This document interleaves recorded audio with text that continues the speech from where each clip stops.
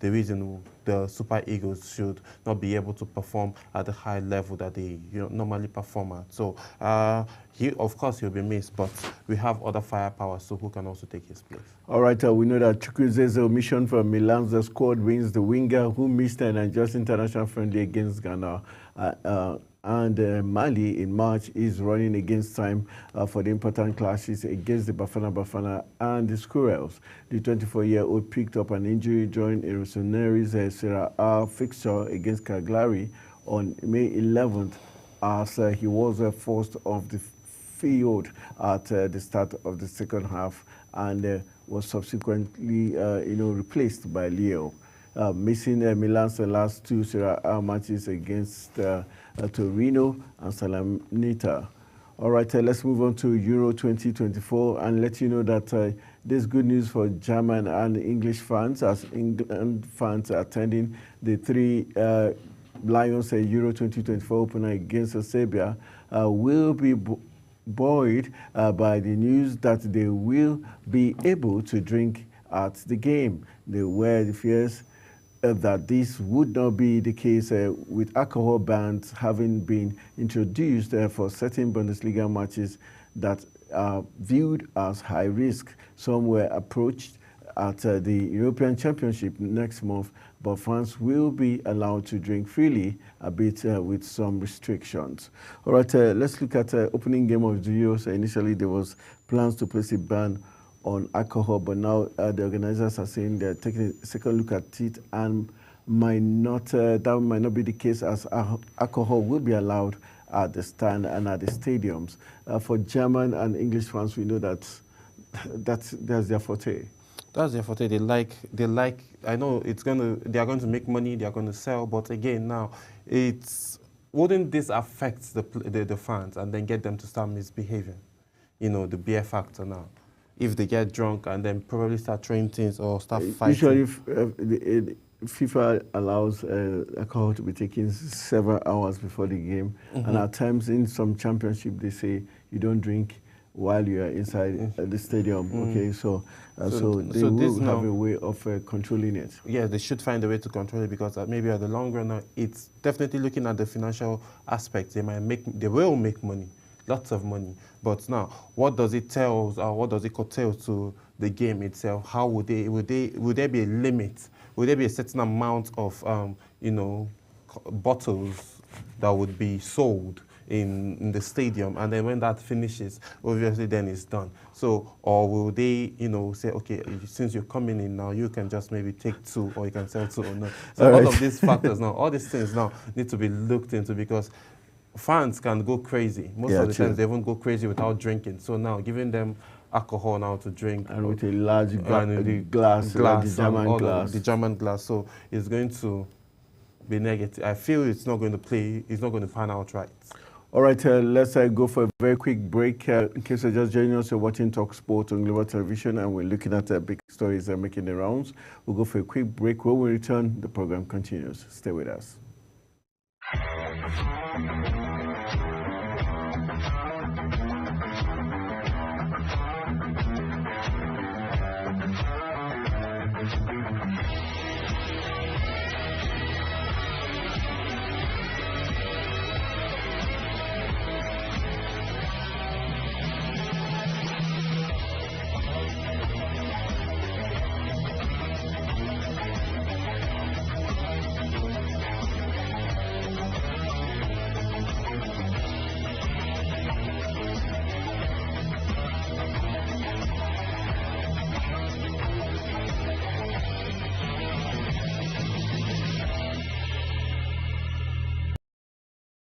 All right, welcome back. It's still Talk Sports on Global Television, and we're looking at the big stories making the rounds from the home front. We began with Cameroon.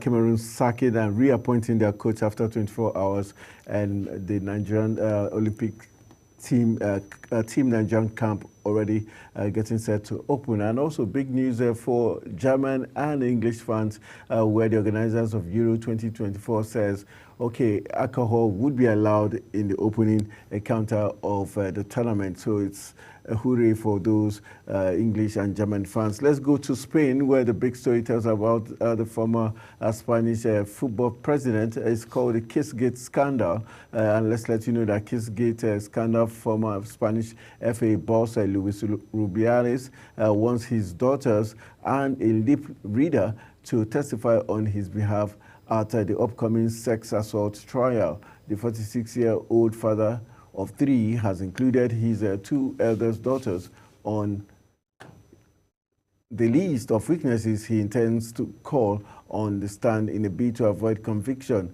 and a possible 2.5-year prison sentences. Rubiales named them in his bid to shame women critics he dubbed the false feminist in the fallout from the kiss he gave to footballer Jenny Hermoso on the lips at the end of the Spain's Women's World Cup final win against England last August in Sydney. He said a passionate speech. Yes, he said at a passionate speech at the Spanish FA Extraordinary General Assembly as he vowed to stay on before resigning days later.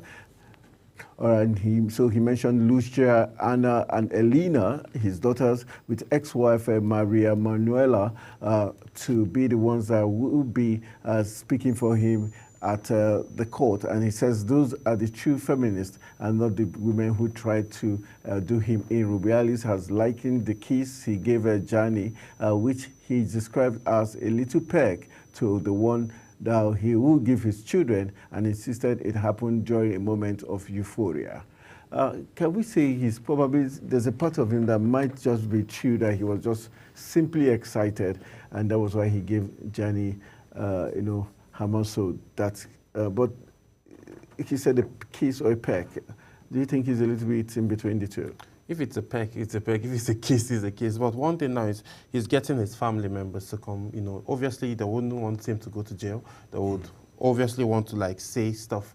But now they would want to say things that would, benefit and then help him stay out of prison. But for me, right, as a man though, so because women watching now will say it's because I'm a man, that's why I'm saying what I'm about to say. Okay. I feel he's in a moment of excitement and then he's too emotional and then couldn't just curtail it at the moment. Or, that now, I think that might be the reason why that happened. Or both of them had a affair, which probably... He hasn't healed from, basically, or maybe still hoping that something will still come out of. Well, at the end of the day, he's being probed right now, and then a whole lot of feminists have jumped in, and then, when the case initially happened, there was no resistance. Hermoso didn't make any comments. She didn't press any charges. She didn't press charges. So I think people got into her head and all of that, and then it led to, it boils it down to this situation. So I just, hope that, even if he's going to, get sentenced, he gets maybe shorter than 2 years.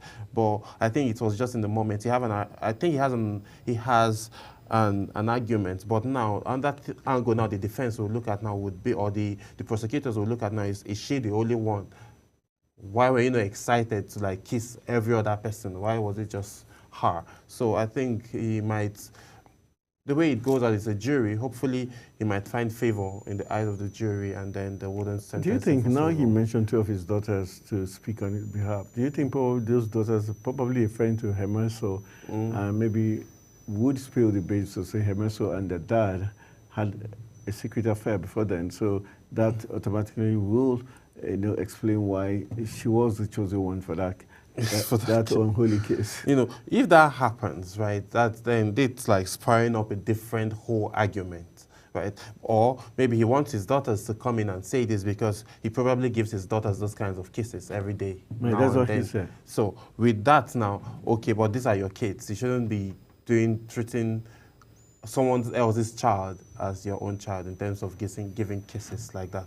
So we don't know what pans out, what will play out, or we don't know the behind the scenes stories. But what we know is they are going to court. There was a kiss, and then the jury and the court will decide what kind of kiss it is. If it's something that is going to lead him to jail, or it will just be a little bit of fine and then stay home.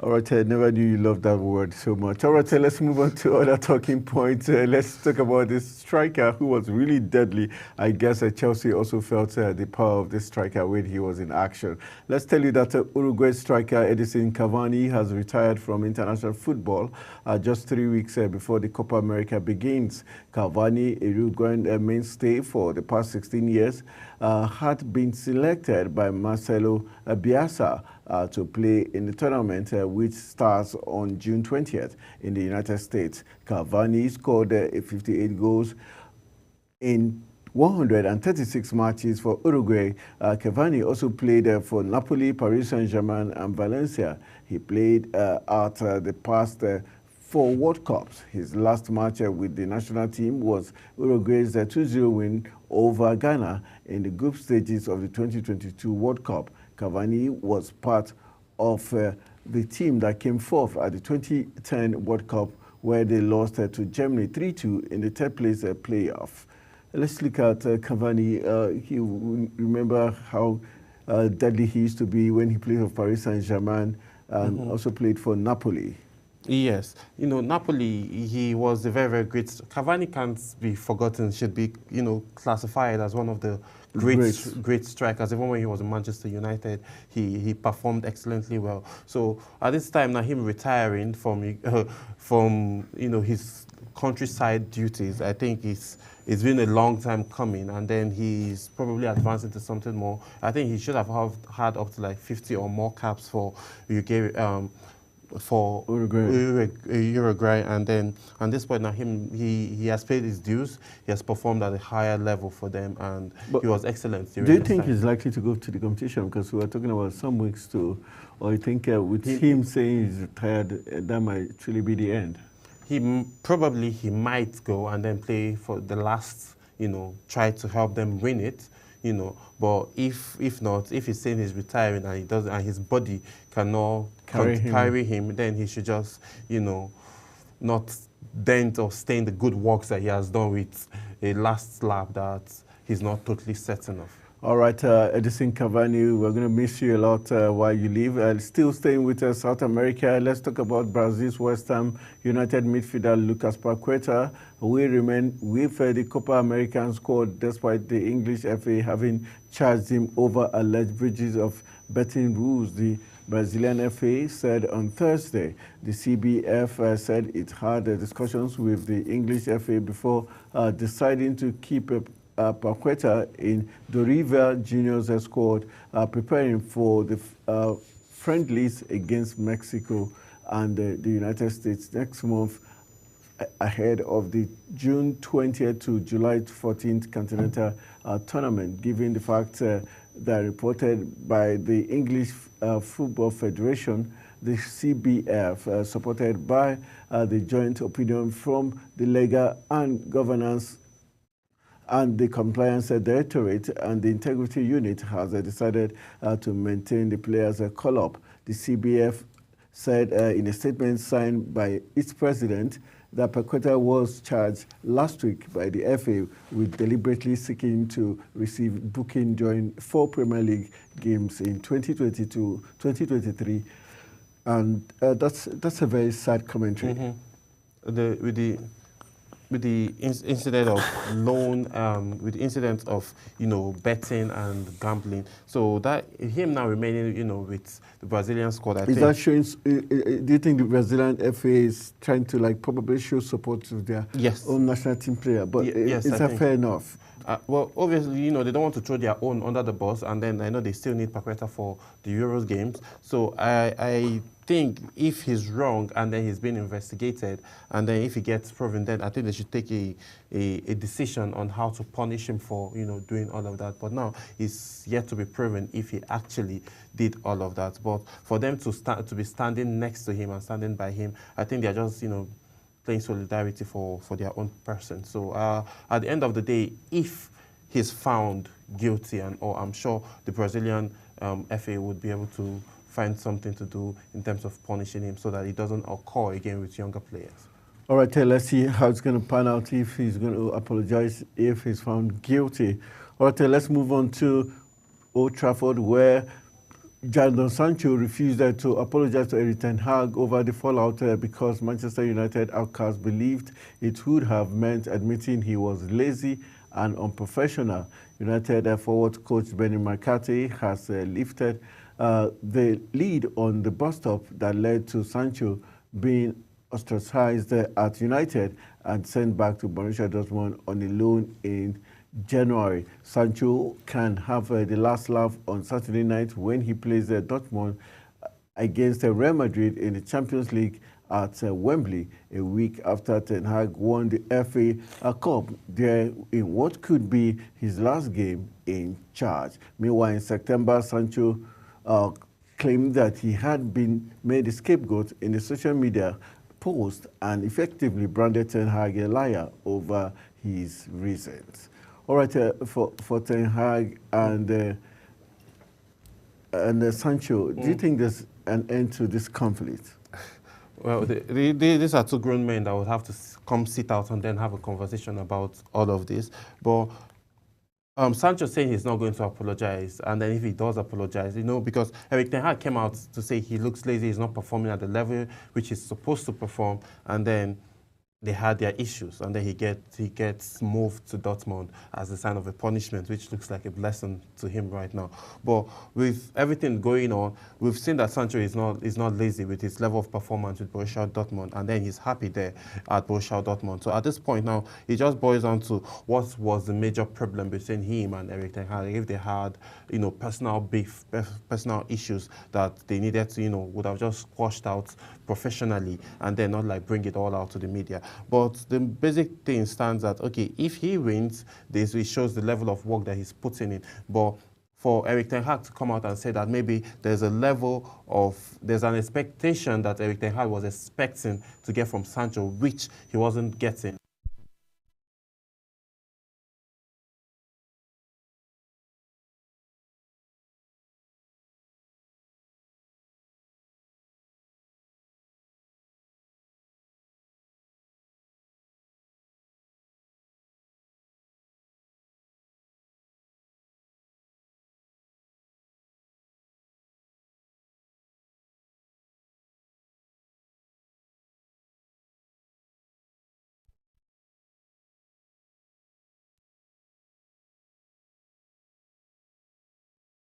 If Erik ten Hag remains the coach, they won't be able to find, a balance for both of them to be able to work together. So this is something they both need to just come out and then, squash, settle. And then if they're going to continue working together and being on the same team, being under the same, club, they need to, find a balance.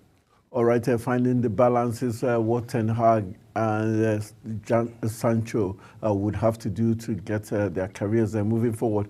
All right, let's take you to the Gunners, where RB Leipzig striker Benjamin Sesko reportedly favors a move to Arsenal this summer, with the whole host of top clubs clamoring for the Slovenian's signature.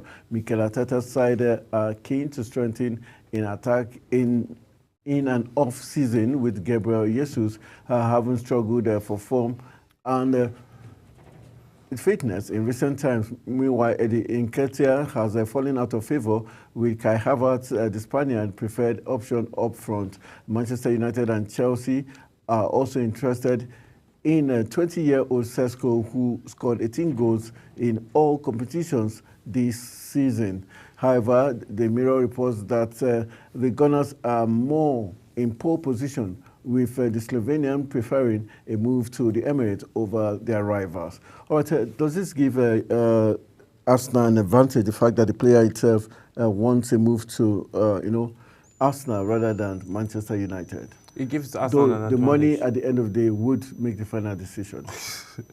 At this point now, if the money is going to make the final decisions, is Arsenal willing to pay, what's on the table? Because Manchester United have the money I'm sure Manchester United has more money than Arsenal, and as Manchester United from history can pay to get the quality that they want. So on the other hand, Arsenal don't usually do that from history. So if it boils down to the money, but if he really wants to be in a place, it doesn't just have to be all about the money. Yes, the money matters, but you can get deals and all of that at the end of the day. But if it boils down to just money, then Manchester United might just steal the day and steal him away. But for Arsenal, who really, really needs a striker at this point, I think they should pay what they feel he's worth so that he can come and play for Arsenal, given the fact that he wants to play for Arsenal. Since he wants to play, that means he loves Arsenal normally, and then he's going to do his best to make sure. He might probably be the missing link for them to win a Premier League next season, because if Gabriel Jesus was on total form and they have a killer striker, I think they might have been able to win the Premiership this season. All right, let's see how Arsenal, if they'll be willing to part with the money to get the big man Benjamin Sesko, who has been scoring a lot of goals, the Slovenian, who also has 11 goals in 28 games for his country, has enjoyed an impressive debut season in Germany, scoring 17 times in all competitions. All right, let's move on to the next talking point as we tend to wrap it up and let you know that Chelsea expected to announce Enzo Quaresma as their new head coach on a 5-year contract with the option of a 6th in significant club owners. Talks with the 44-year-old Italian have gone smoothly all week, building towards an announcement that is now imminent.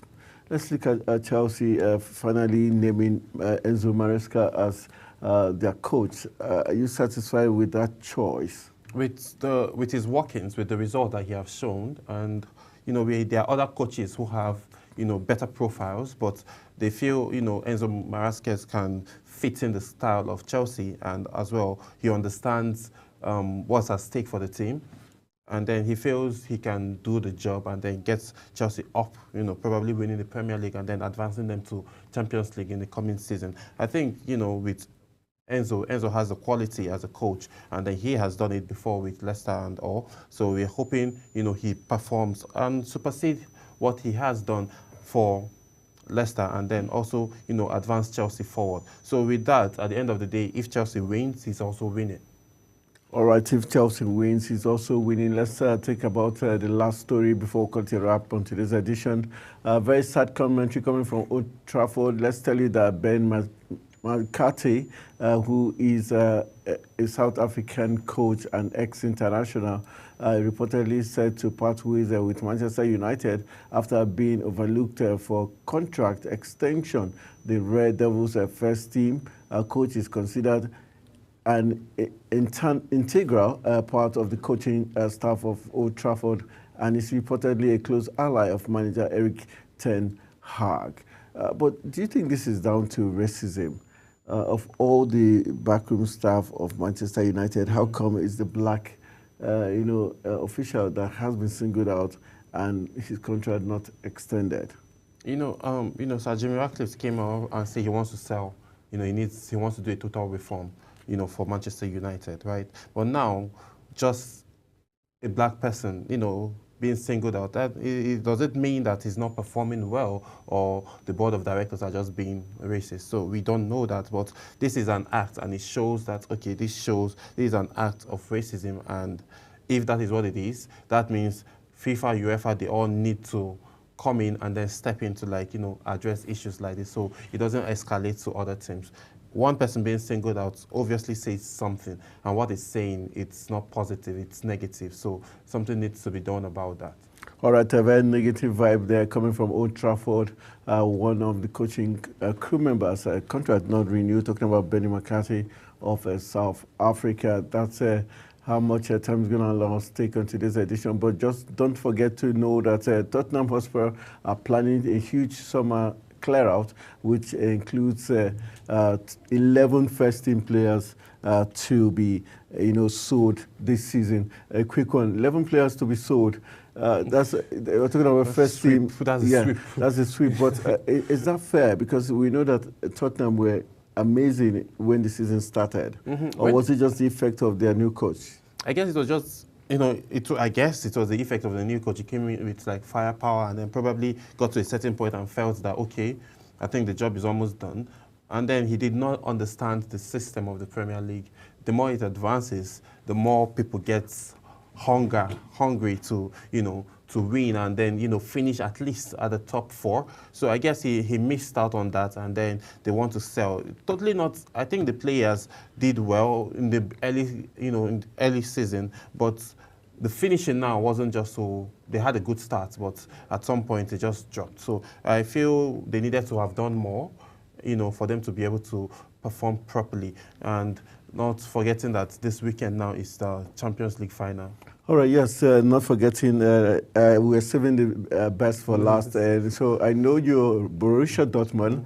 I know I'm Hala Madrid. So what's your prediction for tomorrow's cracker? It's going to be the biggest game of the weekend. Yeah, that's going to be the biggest game of the weekend. And, you know, it's going to be tough. You know, Borussia Dortmund might pull up an offset, you know, maybe, but it's Real Madrid. So let's see if what's your prediction? Let's see if I'm saying like maybe like a 2-1. Favor Dortmund? Maybe. Okay. Maybe, because these guys haven't been in the final. But again, another thing is they are playing Real Madrid, right? So if that happens and then they get to, you know, knock down the Giants, that means, well, I don't think that might happen, but let's just see. Let's just see what happens. All right, prediction. If you get your predictions, there was some goodies for you, for me. Yeah. My job will be to tell you who won on Monday. So let's join us on Monday, and as we wish both teams are talking about Real Madrid and also Borussia Dortmund all the very best as they crack it out tomorrow to see who's going to become the champions of the UEFA Champions League for the season 2023-2024 season. That's how we call it a wrap on today's edition of the program, Talk Sports. My name is Anthony Momo, saying thank you for joining me alongside Samba Odit. You have an amazing and a fabulous weekend. Do something fun, stay healthy, and stay out of trouble. Good morning. Good morning.